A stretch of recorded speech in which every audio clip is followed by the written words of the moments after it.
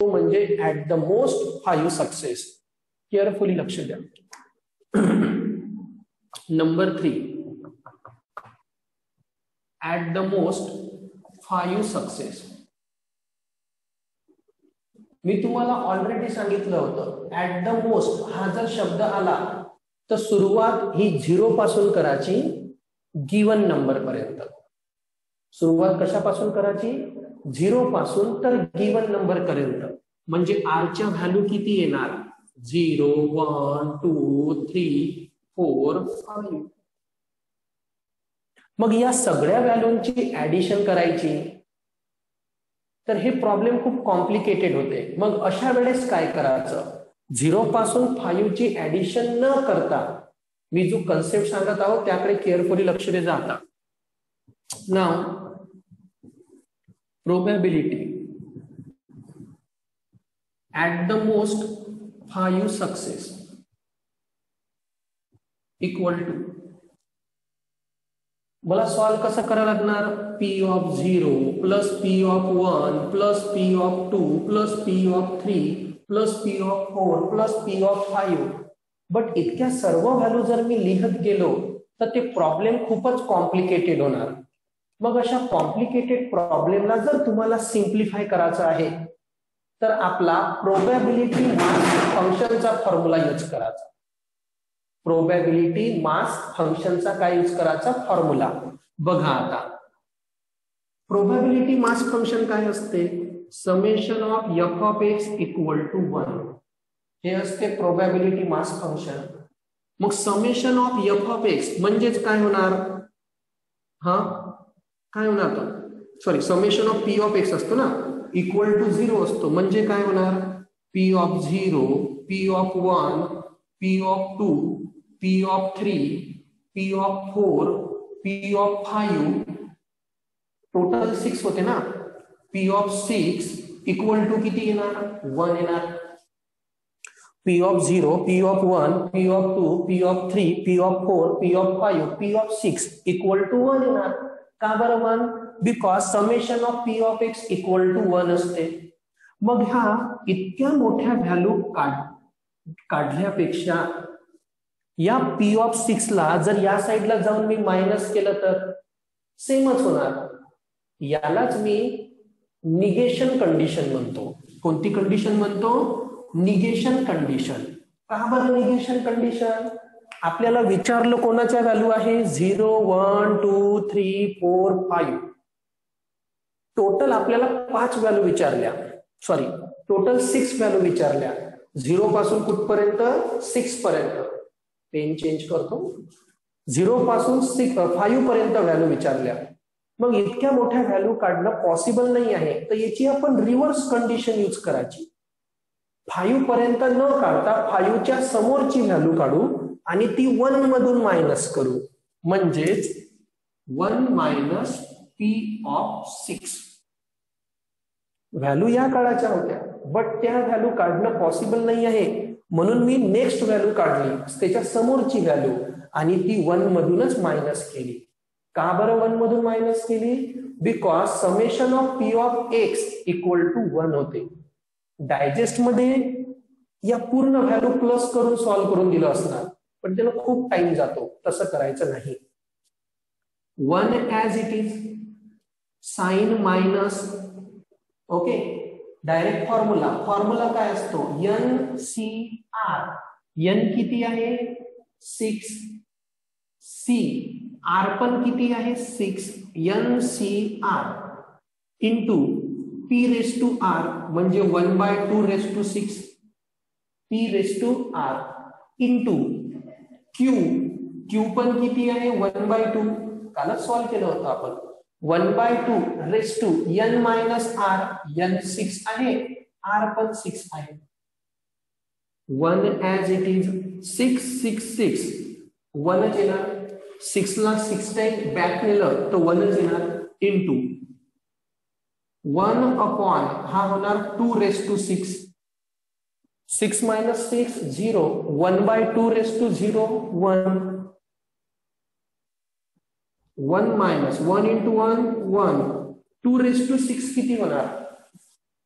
2 raised to 6, 2 into 2 into 2 into 2 into 2 into 2, 2 2s are 4, 4 2s are 8, 8 2s are 16, 16 2s are 32, 32 2s are 64, 1 upon 64. आता याला solve करा, cross multiply. 1 into 64, 64, minus 1, 64 minus 1, 63. So our answer is 63 upon 64. Problem खूपच simple आहे विद्यार्थी मित्रांनो. यामध्ये फक्त या व्हॅल्यू काढणं पॉसिबल नव्हत्या किंवा पॉसिबल आहे पण प्रॉब्लेम खूप कॉम्प्लिकेटेड होते, म्हणून मी दुसरी व्हॅल्यू काढली आणि ती 1 मधून मायनस केली. ओके, राईट डाऊन दिस फास्ट.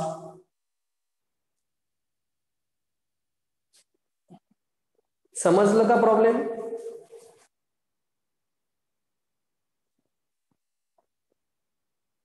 रिप्लाय करा मला, समजलं का? तर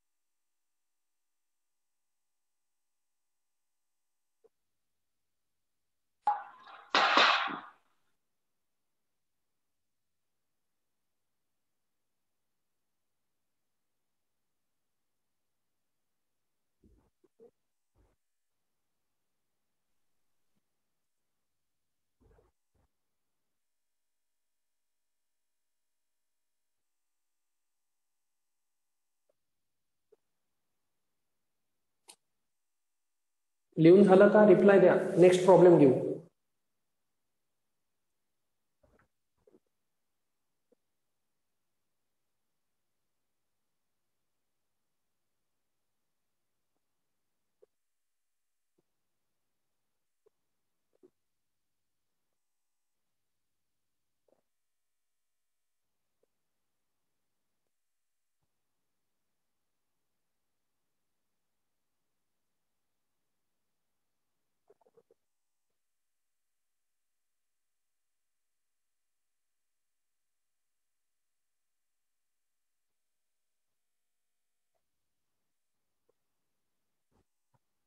Okay. Next problem. There are 5% defective item. There are 5% defective item. 5% defective item in a large bulk of items. There are 5% defective items in a large bulk of items. Large bulk of items. Full stop. What is the probability? What is the probability that a sample of 10 items? What is the probability that a sample of 10 items will include not more than one defective item? Not more than one defective item. आता problem कडे carefully लक्ष द्या. Item defective असण्याचे chances किती आहे? 5%. Percentage म्हणजेच आपली probability. 5% item काय असू शकते आपले? डिफेक्टिव्ह. मग टोटल आयटम किती आहे? 10. या 10 पैकी नॉट मोर दॅन 1, एकापेक्षा जास्त डिफेक्टिव्ह नसणारे आयटम किती असू शकते? एकापेक्षा जास्त नाही म्हणजे 0 किंवा 1.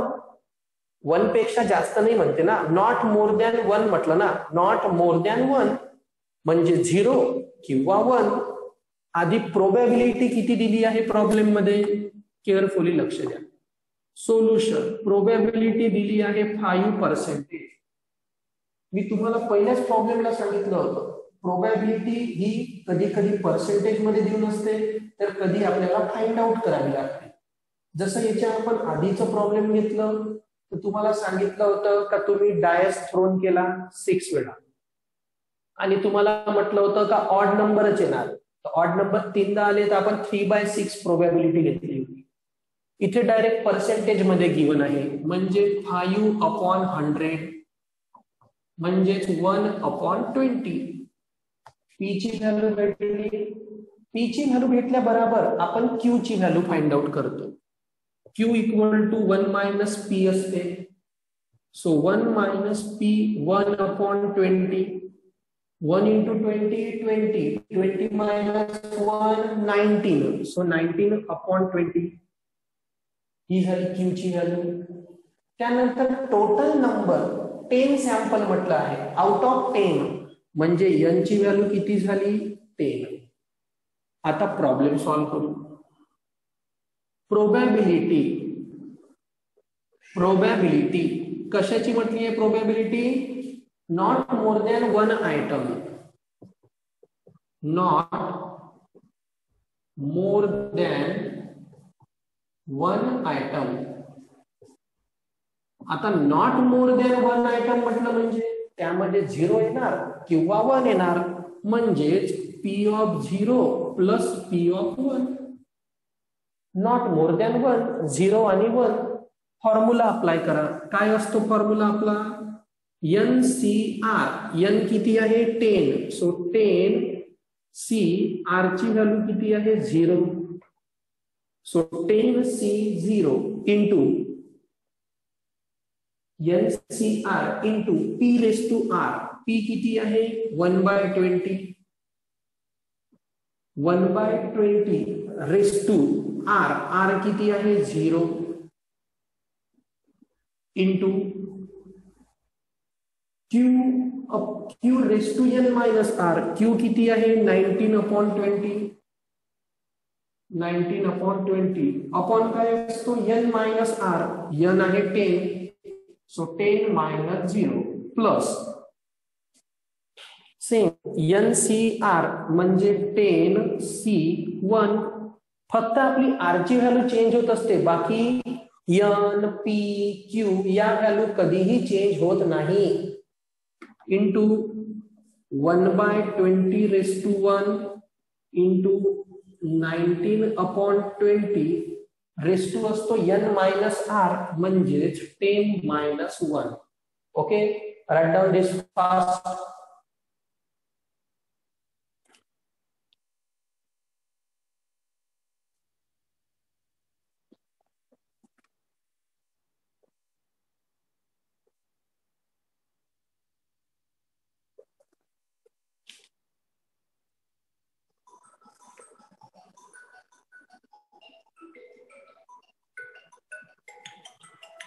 हॅलो,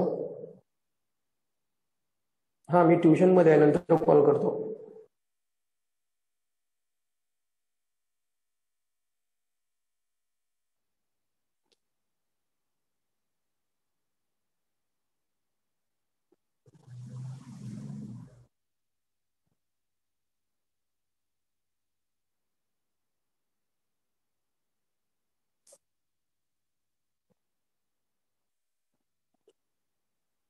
झालं का?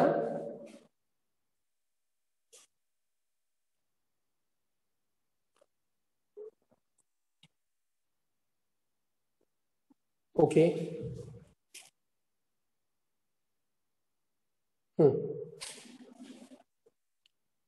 त्यानंतर आता विद्यार्थी मित्रांनो, या ज्या आपण व्हॅल्यू पुटअप केल्या या व्हॅल्यूला सॉल्व्ह करू. थोडं केअरफुली लक्ष द्याल आता, कन्फ्युजन नाही झालं पाहिजे, केअरफुली लक्ष द्या. Equal to as it is बघा आता 10C0 10C0 म्हणजे एक पण टर्म आपली रिवर्स जाणार का? नाही. बट 0 आला ना, 0 आला का आन्सर 1च लिहायचा. 0 आला का आन्सर 1, म्हणजे याचे आन्सर किती येणार? 1 × 1 इंटू किती राहिला? 19/20. 10 - 0 10 प्लस 10C1 म्हणजे 10 एकच डिजिट रिवर्स जाणार 10 आणि 1 आहे तर 1, मग 10/1 किती येते? 10. हेच जर 2 राहिलं असतं तर 10 ला 2 डिजिट रिवर्स म्हणजे 10 × 9 झालं असतं. 2 राहिलं असतं तर 10 × काय आलं असतं? 9 आणि 2चं 2 × 1 असं आलं असतं. बट प्रॉब्लेम मध्ये फक्त 10C1 आहे तर 10 आणि खालतं 1 म्हणजे फक्त आन्सर 10 × 1/20 इंटू 19/20 रेस टू 10 - 1 किती होते? 9. Okay, again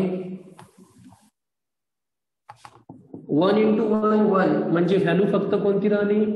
19/20 raise to 10 plus 10 × 1 = 10, 10 × 2 = 20 म्हणजे 1/2 इंटू 19/20 आता इथे बघा 19/20 आहे आणि इथे 19/20 आहे, म्हणजे 9 मी कॉमन काढू शकतो. 19/20/9 हा मी कॉमन काढला या व्हॅल्यू मधून आणि या व्हॅल्यू मधून. मग इथून 9 गेले तर 1 तर राहणारच ना, म्हणजे राहणार फक्त 19/20. कारण इथं 10 होता तर मी 9 टाइम्स ला बाहेर काढलं तर 1 टाइम तर राहणारच, म्हणून 19/20. साइन प्लस हा तर पूर्णच बाहेर गेला, काय राहिलं फक्त 1/2. ओके, आता सॉल्व्ह करू. आय थिंक याला जर मी 10/20 राहू दिलं असतं तर आणखी इझी झालं असतं, कारण बेस काय होऊन गेला असता आपला? सेम. तसंच राहू देऊ, बेस सेम होऊन जाणार म्हणजे 10/20. लक्षात आलं मी काय केलं? सिम्पली बेस सेम राहते म्हणून मी 10/20 ऍज इट इज ठेवलं आणि ही टर्म आपण बाहेर काढली. So 19/20 raise to 9 into base काय आहे? Same. So 19 plus 10 39, sorry 29. 19 plus 10 किती झालं आपलं? 29 आणि बेस काय आहे? सेम 20. ओके, आता पुन्हा लक्ष द्या. लास्ट स्टेप इक्वल टू हा 19/9 याला मी आधी लिहून घेतो. 19/9 इंटू किती आहे? 29. 19/9 इंटू 29 हा 20/9 आहे. 20/9 आणखी 20 म्हणजे 20/10. 20/10. ओके, तुम्ही जर प्रॉब्लेम इथपर्यंत जरी सॉल्व्ह केलं ना तरी फुल मार्क्स भेटतात. तुम्ही डायजेस्ट मध्ये जर चेक करून पाहाल तर आन्सर इथपर्यंत सॉल्व्ह केलेले असतात. समजलं का? फक्त तुम्हाला त्याला सिम्प्लिफाय करायचं आहे. जिथपर्यंत तुम्ही सिम्प्लिफाय करू शकता. काय केलं मी पुन्हा एकदा सांगतो. 10/20 ऍज इट इज ठेवला. हा 19/20 मी बाहेर काढला. 9 टाइम्स बाहेर गेल्यावर 1 टाइम बाकी राहिला प्लस 10/20. बेस सेम आहे. 19 प्लस 10 29. 19/9 इंटू 29. 20/9 इंटू 20 म्हणजे 20 किती होणार? 10 होणार. ओके, नाव राईट डाऊन.